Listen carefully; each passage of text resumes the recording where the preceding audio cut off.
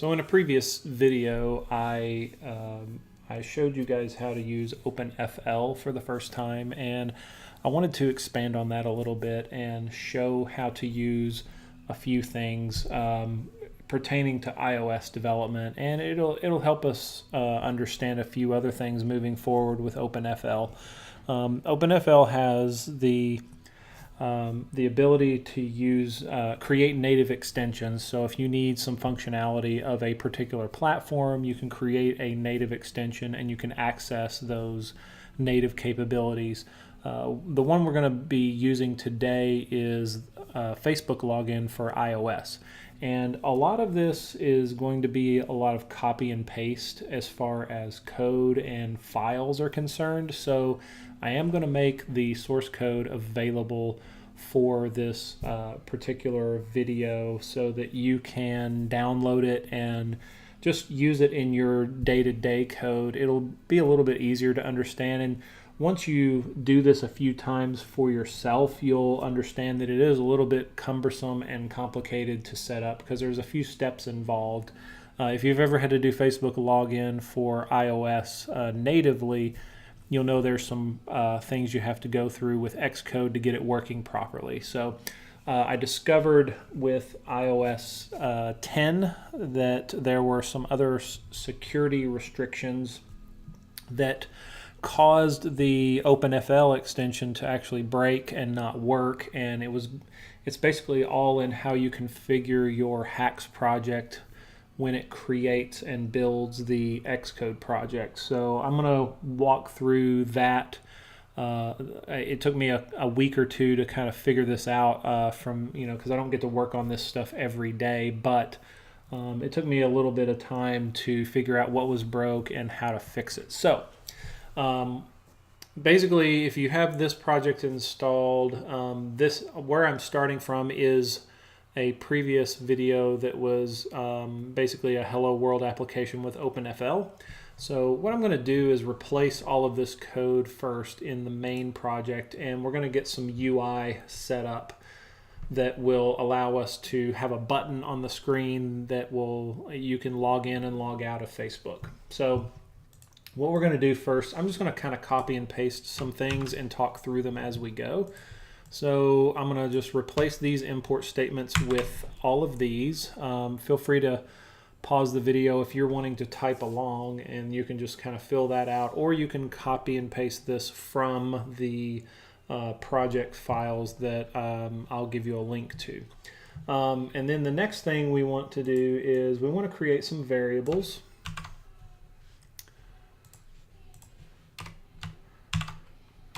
So you'll notice I have this Facebook extension stuff in here, and I'm also using StableX UI. So we would have used that in the previous video as well, so you should be a little bit familiar. This is just a UI component library for Hacks that can be compiled over to iOS and Android and desktop applications. So then in our new function, let me grab that one first and talk through that. So we're going to, just below all of these variables, we're going to have a public function new. And in here we're going to grab the stage width and height, and then we're going to instantiate the StableX UI framework, and we're going to create a VBox and make it equal to the width and height of the screen that we grab right here. Then we're going to create a login button, and we're going to set its text equal to the login with Facebook. And we need to set up a font and embed the font because the fonts will not show up on iOS unless you do it this way.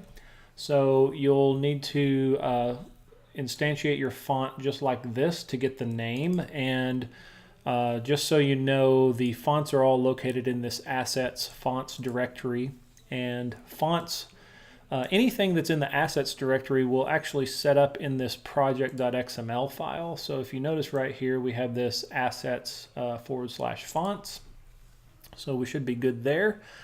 And then back to the main file. So then we add an event listener to the login button, and we tell it about a function here. So whenever anybody taps on the button, we're going to run this function right here. And then here's where we add the login button to the V box. And that's just basically going to place our button in the middle of the screen. And then we add the VBox to the main parent view. And then after that, we're going to actually run the Facebook login helper. So that's where we create a new instance of it here. And then you'll notice we have all of these functions that get passed in when we create this login helper. So the login helper takes a login event, a on log out event, a error, and a cancel. So these are all things that happen whenever the user interacts with the Facebook extension. So if they successfully log in, for instance, then this function here is going to run. So what we need to do is we need to create these functions, and I'm going to just copy and paste those as well. But first, before I do that, I'm going to replace the main static function, because we previously used that to create our UI in our other video. So I'm just going to replace that with instantiating a new main window like that. Also, I need to make sure that I am, okay, yeah, that's correct. Just kind of talking myself through this as well. It's been a little bit of time since I've seen this code. So the next thing, like I said, that we need is we need all of those functions that get passed into that login helper. So I'm going to grab a couple of these at a time and talk about them. So the first two are going to be our successful, so this is what happens whenever we click the button. And then this is what happens if the user successfully logs in. So you can see I'm tracing to the console the Facebook user ID that comes back for the successful login.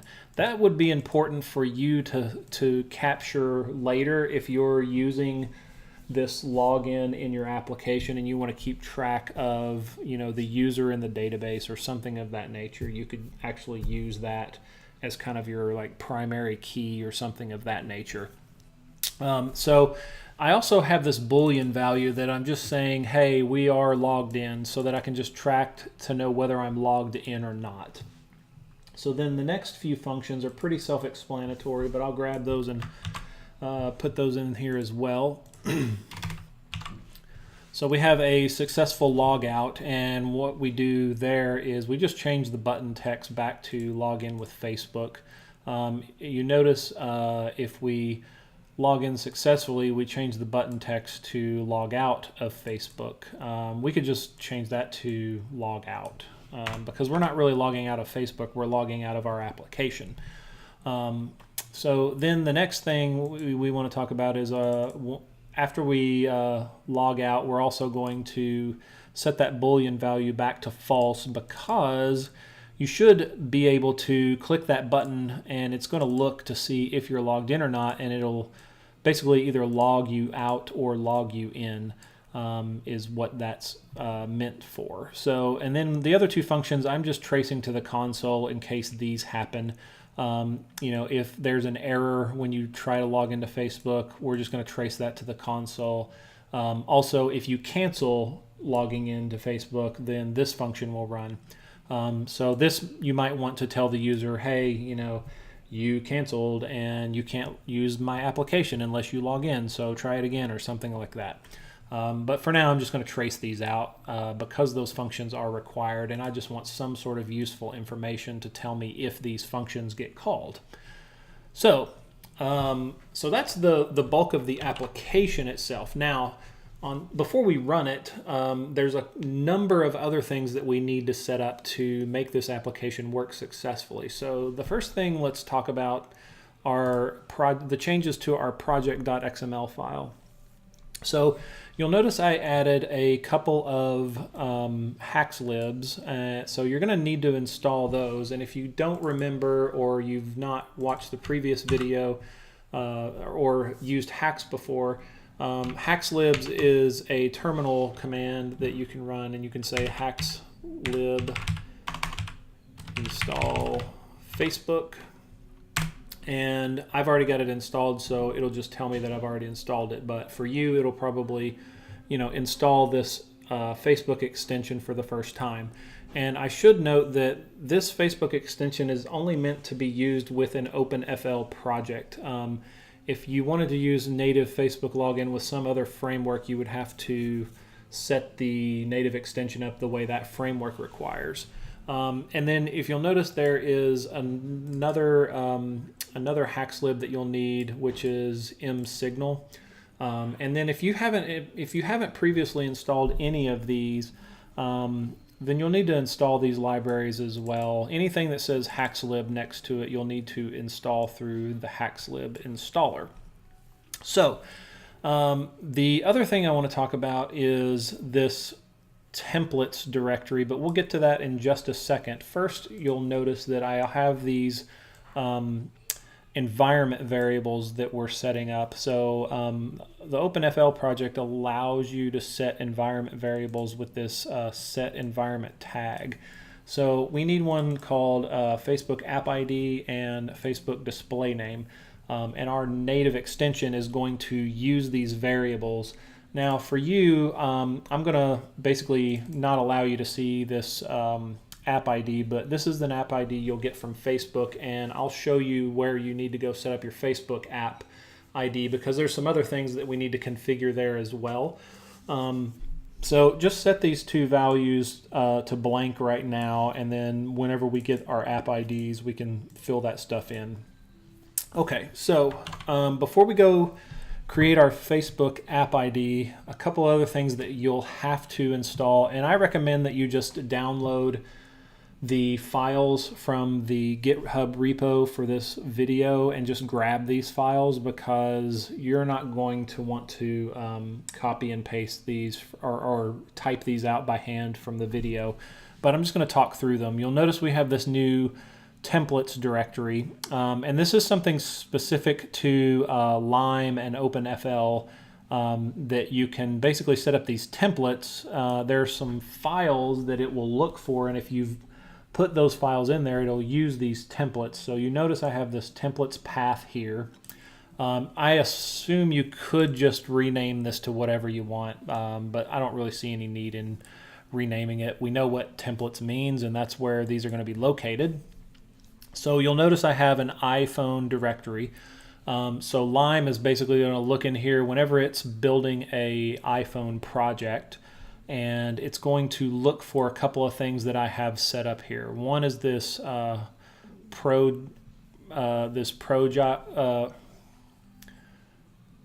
so you'll notice whenever you look into this templates directory, I have an iPhone directory here, and then we have a couple of other directories, PROJ in all caps, and inside of here we have just kind of a template set up. One is called proj-entitlements.plist and proj-info.plist. What these are going to do is these are going to be a template that's used when it builds the Xcode project, and it's going to create an elements.plist and an info.plist file from these files. So the first file, you'll notice, you don't really need to care what's in here at all. This is the problem that I ran into with the new iOS 10. So when I was trying to use the Facebook SDK, a lot of the online Stack Overflow posts and things of that nature basically said you had to turn keychain sharing and keychain sharing groups on for the Facebook SDK to work again. So that's what these files do. Another thing that you're going to notice, and I don't know if Lime uses this in iOS 10 or not. That's why I have it in here. I think if you go back to earlier versions, it will use this guy. So another thing I set up is in the assets iPhone directory. You'll notice I have this hello OpenFL.entitlements file. And I think this is what's new to iOS 10. So I didn't set up a way to like automatically name this after your project name. So just be aware that this .elements needs to be the same name as whatever your app name is going to be whenever it's compiled. If you have spaces and dashes and things like that in the name, then I would really solely rely on let's see. Yeah, so whatever you have in here for the file name is what you want this file to be named after. So that's pretty important. And I'll show you why here in just a minute. This file has the same stuff in it as this plist file has in it. So those are identical. So like I said, I'm not sure if you need this, but put it in there anyway. And I think this guy is what does all the magic, because the other thing I had to track down and add is I had to create a template for this project.pdx.proj file. So in here, I copied this from the Lime documentation, but what I added was, let's see here, let me find the name of it. So I have it open in this other window that you guys can't see. Okay, yeah. So there's a couple things I had to add to this file. One that took me a while to figure out was this code_sign_entitlements variable. So you just I basically just had to put in the path to this entitlements file that I created. Normally in Xcode, you actually this file gets generated when you turn keychain sharing on in the Xcode UI. So what I'm doing is creating this file and adding it to the project settings so that when Lime builds everything and OpenFL builds the project, it has everything it needs in order to allow you security privileges to run the Facebook extension. So there's two places where this is added to the file, and they're relatively close to each other. If I just like do a find on that, there's two different locations that you'll see that. The other thing that I had to add that I believe fixed this security issue with doing Facebook login was keychain. I added around line 205, I added this com.apple.keychain equals enabled to 1 instead of 0, which basically is just a Boolean setting of either true or false. So we had to turn keychain sharing on, and then also tell Xcode where our entitlements file is located. So those were two important things to figure out, so that now what we can do is we can build the iOS project from the terminal window and launch it in the simulator, and everything should just work. Previously, to get around this issue, I was having to build the Xcode project, open up Xcode, then change all of the settings so that everything would work, and then compile the project. So that could have gotten pretty annoying if you were building a project for a long period of time and you were having to, go through that build process every single time. This should keep you from having to do that. So hopefully this process will improve, or OpenFL or Apple, I'm sure, will change some things again, and we'll have to, work through those issues. But anyway, that should get you where you need to be. So the other thing that we need to talk about is setting up this project.xml file. We need a Facebook app ID. So if you've never created a Facebook app ID, it's relatively simple, and a lot of my screen will probably be blurred out, but I'm going to show you anyway, just kind of briefly talk through the process, because there was something else that I came across that if you don't know to do, you'll need to set up for it to work properly. So what you want to do is go to developer.facebook.com, and I've been here previously, so I'm already logged in.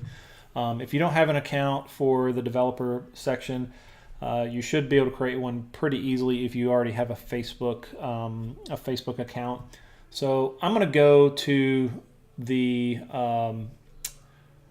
Hello OpenFL project that I have set up right now and just talk about it. There is a way, if you'll actually, before I talk about it, let me just show you. If you click add a new app, then that will walk you through the process of creating a new app. So here you want to type OpenFL exactly the way it is in the application. You'll notice I have hello OpenFL and lowercase fl on the end. So it's already suggesting that to me because I previously had typed that in here.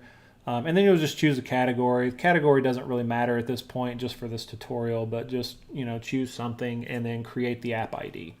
Once you create the app ID, then you'll get a page that looks something like this. So the app ID right here is what's important. So you're going to copy that guy and you're going to go back to your .xml, project.xml, and you're going to paste that in the value area for your Facebook app ID environment variable, and just make sure that the display name is the same. Actually, I think this could be something that's a little bit more human readable. I don't think you're going to run into any issues there. So if you wanted to put like my awesome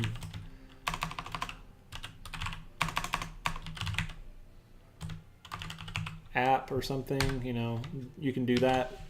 But I'm just going to leave it what it was on previously. So the other thing that you'll need to do, you might see when you first set it up, is it's going to ask you to choose a platform. If you don't see that here, you can go to the settings section for your app ID, and down here you will have a button that says add platform. You noticed previously that I've already chosen one, so I have iOS. So that's what we're doing this tutorial around. So you'll choose iOS, and you'll need to put your bundle ID in. And the bundle ID is located right here, and it's called package in the OpenFL project.xml file. So you'll just want to grab this guy and add that to your bundle ID right here. Everything else is kind of optional later on. If you're doing more with this app and you want to add some of this other stuff, you can, but the only major requirement right now is just putting this bundle ID in here and hitting save. So I'm going to click discard because it should stay the same for me. Okay, so as long as you have this app ID, you should be good to go, and we can go back to our project. So one other minor little thing that I wanted to tell you about, and maybe I should go over this in another video, but I didn't cover this in the previous video, but if you're using Atom .io text editor and you're using the Hacks plugin, if you want code hinting when you're in an OpenFL project, you'll need to add this bundle, this build.xml file. So what that's going to do is you're going to basically just copy what you see here. Anytime you're using a hacks lib, if you'll put, -lib OpenFL or Facebook or whatever, you'll just list those out here, and then these two arguments, this -cp just tells the hacks compiler, I'm going to compile everything that is in this source directory, and then you tell the hacks compiler what your main file, what your main starting entry point is for your project, and in our case the name of the file is main. So if you put this in here and you're in the Atom editor, you can basically right click and you can set that as your active HacksML file, and what that's going to do is give you code hinting and code completion if you have the plugin installed. So you'll want to do that. That's just a quick little tip before we actually compile and show this thing working. I'm actually showing that I might have an issue in my code. And actually, I'm going to ignore that. That has to do with one of the hacks libs that I'm using, and it doesn't really matter because it does compile just fine. So I'm going to ignore that. So what we are going to do now is, if everything is set up correctly, I'm going to just show you guys. I'm going to delete this previously exported iOS project. I'll move that to the trash, and then what we're going to do is go back to terminal, and you want to type in the following.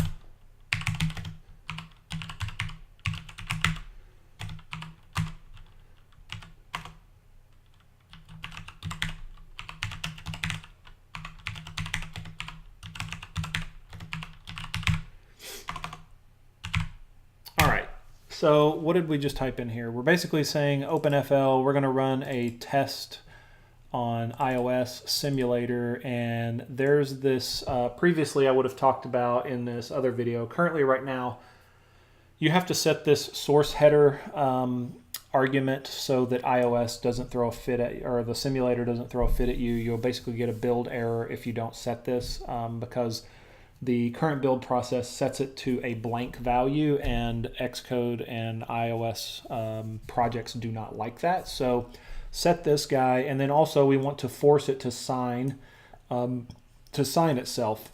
And then one other thing that I just remembered before we build the project is you're also going to need to set this certificate team ID.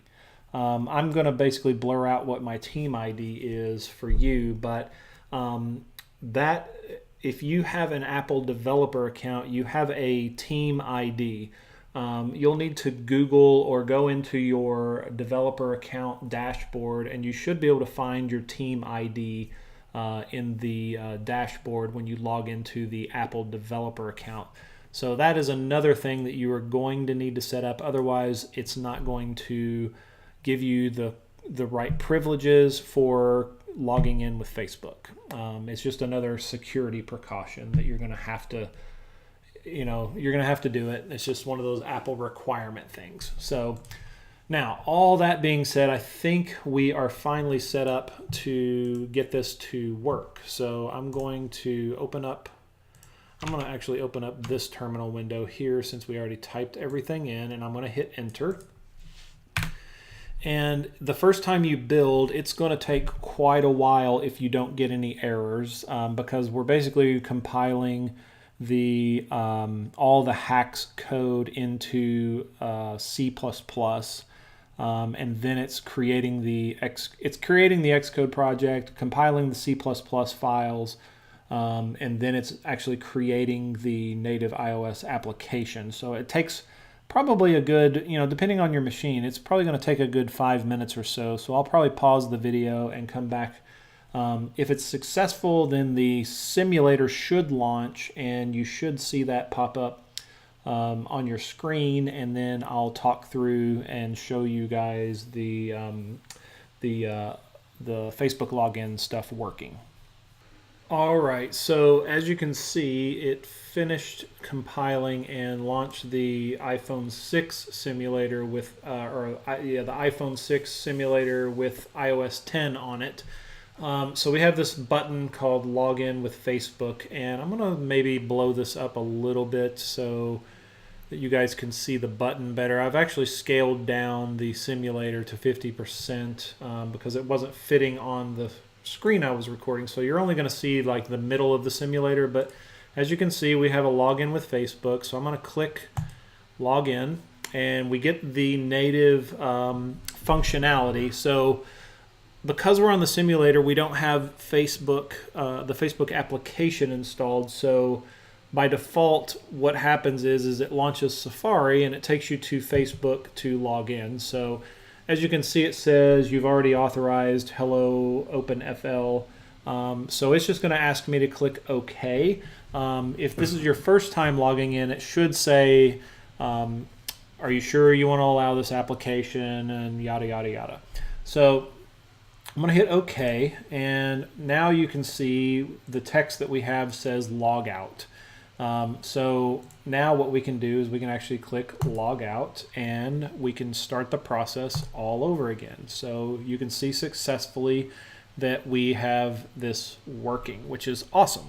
So a couple of other things that I want to show you real quick before we end the video is, let's go ahead and let's do an update, and let's add another argument. So what I'm doing is I'm actually having OpenFL launch the project inside of Xcode.